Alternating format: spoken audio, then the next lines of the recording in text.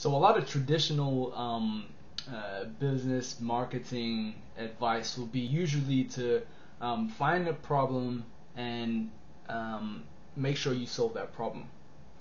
Now, although I understand this, for the realm of cultural animations, people keep asking me, how are you going to make money out of that? And that's an interesting one. And I've tackled with this over and over again. Sometimes changing my business model to see to cater to a problem that's already in the market and trying to solve that, whether that be for commercial purposes or not. Now I have that set up where I can do web design, I can do commercial animations for people. But what I want the focus of Seosism to be is on cultural animation. Now people may look at that and be like, I really don't see a market for that. But if there's anything we can learn from our past, from our stories, especially of humanity, it's that a lot of the greatest things in the world have come from people who saw something other people did not. Now, we take a look at the Wright brothers. I'm not saying that what I'm creating is some nano space technology, but the Wright brothers believed in a flying machine. There may not have been a market for people flying around, but they made that connection, and they also stuck to their vision that they had of creating this flying machine. A lot of people thought they were crazy. A lot of people thought there wasn't going to be much coming out of that. But, look at our world today.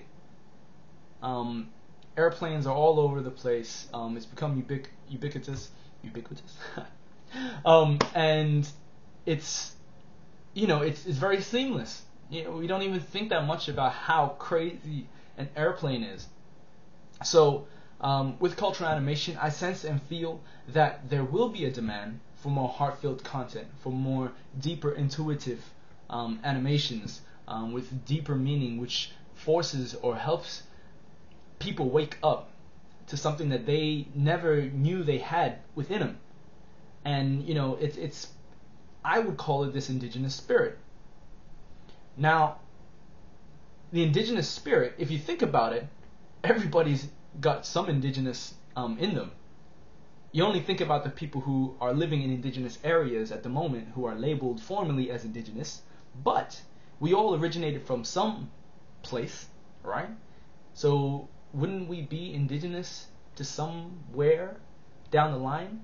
Who knows? We may even be indigenous to some other planet or star, right?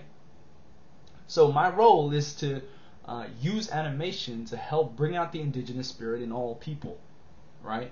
So that you start to see the connection between your own story and the story of the indigenous today who have suffered, like anybody else, really. It's just that everybody here has their own mission, and I trust that everybody is playing their part, to whether it be to create new sustainable energy sources, or to help people who have no water, no food. For me, it's about bringing people together, right? To see that sort of intangible part of themselves. And this translates as well to cultural animations, because really it's an intangible cultural heritage, right? Stories, it's not something you can really touch or feel. Well, you can feel it, but not with your hands. It is intangible, but it's still really, really important. Why do you think there are so many self-development groups or people who talk about or who coach or teach how to change your mindset? Because it's an important thing. And awareness, even.